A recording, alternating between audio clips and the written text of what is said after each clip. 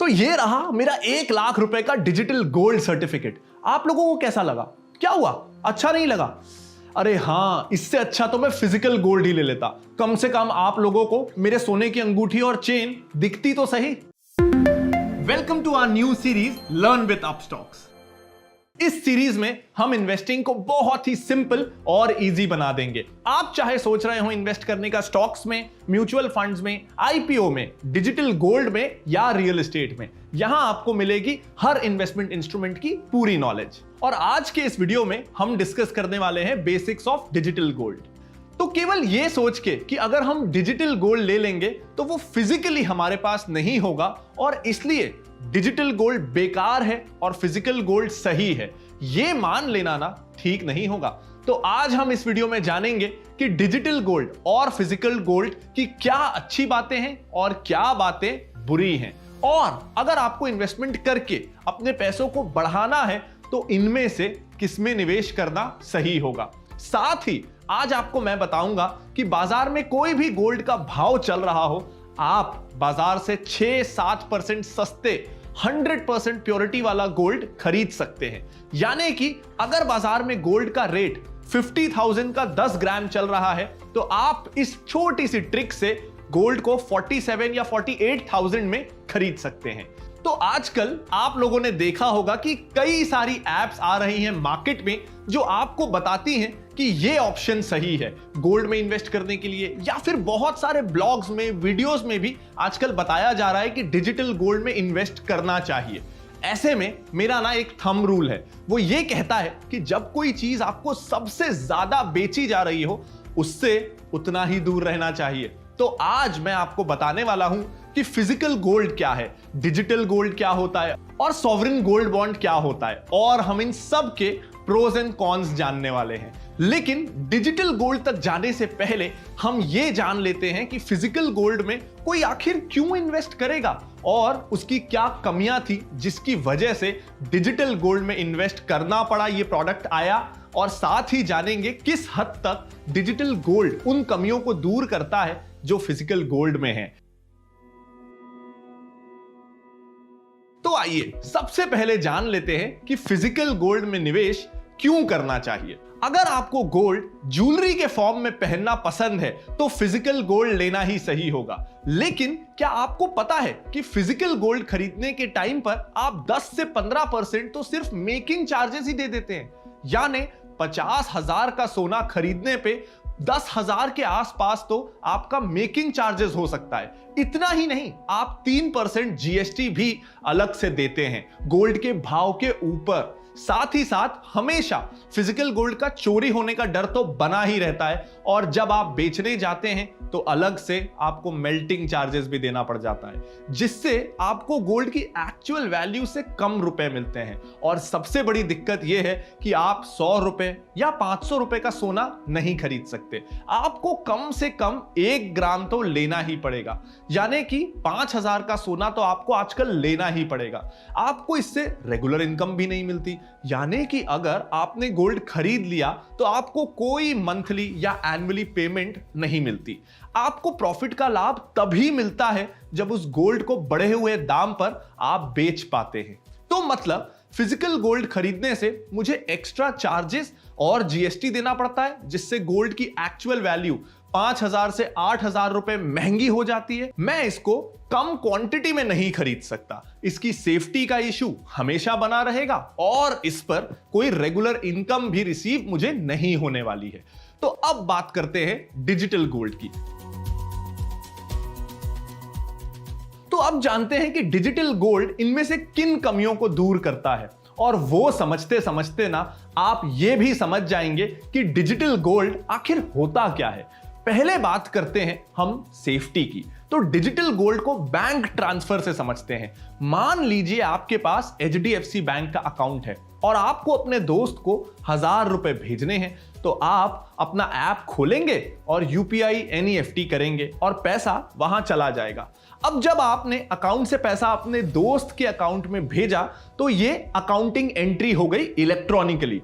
ऐसा नहीं है कि आप बैंक से रुपए निकाल कर अपने दोस्त को बैंक अकाउंट में जाकर उसके लिए फिजिकली जमा करेंगे, ऐसा नहीं है। सब कुछ पूरी तरह से इलेक्ट्रॉनिकली हो गया, फिजिकल मूवमेंट ऑफ मनी तो हुआ ही नहीं। उसी तरह जब आप फिजिकल गोल्ड खरीदते थे तो उसकी डिलीवरी आपको मिल जाती थी, या आपने गोल्ड कॉइन भी लिया तो उसकी सुरक्षा की जिम्मेदारी आपकी रहती थी। आपका सिरदर्द है कि कहीं वो चोरी ना हो जाए या फिर गुम ना जाए। तो डिजिटल गोल्ड ना ये प्रॉब्लम दूर करने आया। तो आप डिजिटल गोल्ड को उसकी इशूइंग कंपनी से खरीद लीजिए और वो स्टोर हो जाएगी उस कंपनी के वेयर हाउस में, और उस गोल्ड की सेफ्टी की जिम्मेदारी उस गोल्ड कंपनी की है जिससे आपने वो डिजिटल गोल्ड को खरीदा। तो इससे सेफ्टी एंड सिक्योरिटी का प्रॉब्लम खत्म। और वहां अगर आग भी लग जाती है या फिर चोरी भी हो जाती है तो क्योंकि उन्होंने अपना गोडाउन इंश्योर करवा रखा है तो आपका गोल्ड हमेशा सेफ एंड सिक्योर रहेगा। दूसरा, अब आप क्योंकि गोल्ड की फिजिकल डिलीवरी तो ले नहीं रहे, तो आप चाहें तो 100 रुपए का गोल्ड लें या फिर 500 रुपए का गोल्ड लें, और अब वो कंपनी जाने गोल्ड बेचने वाली कि आपके उस 100 रुपए के गोल्ड को वो किस फॉर्म में स्टोर करेगी। हो सकता है कि वो 1 ग्राम का गोल्ड कॉइन अपने गोडाउन में रख दे और वो एक गोल्ड कॉइन 5,000 रुपए का था, तो हजार रुपए के जो 5 निवेशक थे सबके नाम पर वो एक गोल्ड कॉइन जॉइंटली आ गया। ये एकदम म्यूचुअल फंड जैसा हो गया कि एक गोल्ड कॉइन 5 लोगों के बीच में बट गया हो। तो इससे मिनिमम इन्वेस्टमेंट अमाउंट भी 5,000 के बदले 100, 200 या 500 रुपए हो गया। तो ज्यादा अफोर्डेबल हो गया, ज्यादा लोगों की पहुंच में आ गया। इसमें ना लिक्विडिटी भी बढ़ जाती है। आप एक क्लिक से जब चाहें तब रिडीम भी कर सकते हैं और सामने वाला प्योरिटी पर डाउट भी नहीं करेगा क्योंकि सोना उसका ही है। पर इसमें अभी भी कुछ दिक्कतें हैं। हमने देखा है कि फिजिकल गोल्ड में 5-6 प्रॉब्लम्स हैं, लेकिन डिजिटल गोल्ड केवल 3 प्रॉब्लम्स तो सॉल्व करता है। तो कुछ प्रॉब्लम्स ऐसी हैं जिन्हें डिजिटल गोल्ड भी सॉल्व नहीं कर पाता।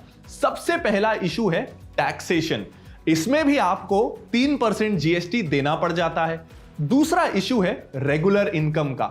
इसमें आपको कोई रेगुलर इनकम नहीं मिल पाती। तो इन इश्यूज को सॉल्व करने के लिए है सॉवरेन गोल्ड बॉन्ड।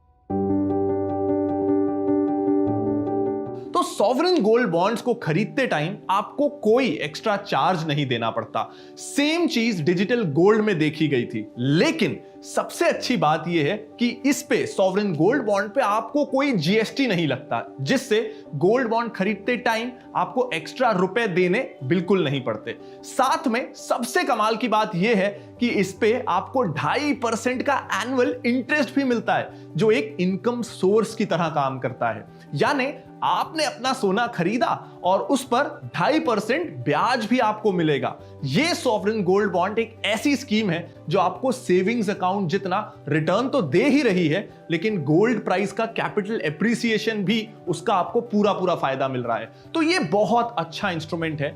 एक और बात यह है कि इस पे 8 साल का लॉक इन रहता है। मतलब एक बार आपने इन बॉन्ड्स को खरीद लिया तो आप 8 साल बाद ही इसको आरबीआई से रिडीम करा पाएंगे।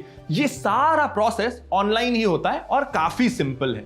तो आपने अगर आज 5,000 का गोल्ड खरीदा और 8 साल बाद उसकी वैल्यू 10,000 हो जाती है, तो आपके उन कमाए हुए 5,000 पर कैपिटल गेन टैक्स नहीं देना पड़ेगा। लेकिन यह सिर्फ तभी पॉसिबल है जब आपको इसको 8 साल तक खरीद कर रखना पड़ता है। लेकिन 8 साल तक खरीद कर रखना ही है ये कोई जरूरी नहीं है। ऐसा नहीं है अगर आज खरीद लिया तो 8 साल तक फंस गए। आप 5 साल के बाद भी एग्जिट कर सकते हैं। आपको 5 साल बाद भी एक एग्जिट विंडो मिलती है, लेकिन क्योंकि आपने जल्दी एग्जिट कर लिया इसलिए अब आपको कैपिटल गेन्स टैक्स देना पड़ेगा। पर अगर आपको 5 साल के पहले एग्जिट करना है तो जी हां, तब भी यह पॉसिबल है स्टॉक मार्केट के थ्रू। आप इसको आज खरीद कर कल बेच भी सकते हैं, जैसे आप म्यूचुअल फंड या स्टॉक्स खरीदते बेचते हैं। ठीक उसी प्रकार आप सॉवरेन गोल्ड बॉन्ड भी अपस्टॉक्स के प्लेटफॉर्म से खरीद सकते हैं। तो अब आइए जानते हैं कि हम गोल्ड बाजार के भाव से भी सस्ता कैसे खरीद सकते हैं। तो जब भी सॉवरेन गोल्ड बॉन्ड अनाउंस हो रहा हो तो आप उसे डायरेक्टली ना खरीद कर कुछ दिनों बाद स्टॉक मार्केट से खरीदें तो आपको गोल्ड बाजार से भी सस्ते भाव पे मिल जाएगा।